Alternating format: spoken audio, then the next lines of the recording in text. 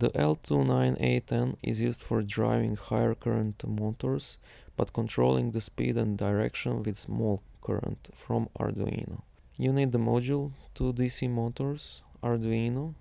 I'm using a 3.7 volt lithium battery here. The module is really meant for 12 volts or at least 6 volts, so the motors will probably run noticeably weaker than they should. If you have a proper battery, use that. I didn't, so this is what you get. The module has 2 motor channels A and B. Each has 2 input pins and 1 enable pin. I wired motor A to in 1 and in 2. E and A goes to pin 9 on Arduino, so I can control speed.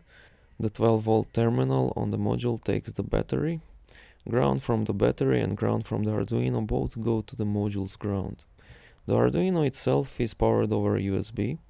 The motor battery only drives the motors.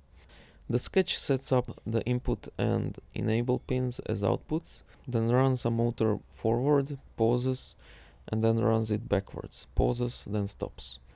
Speed is set up with analog write on the enable pins. Full sketch is on GitHub. Link is in the description. But for some reason the motor isn't running.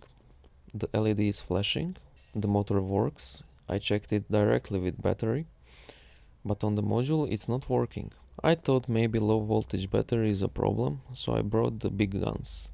A car battery, 12 volts. I didn't have any other 12 volt source in the house, so this should do. The voltmeter is showing correct voltage, but still the motor isn't working. I tried everything.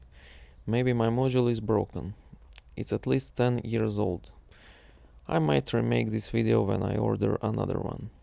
If you had experience with this module, we can talk about it in our Discord group. Link is in the description. So, bye for now.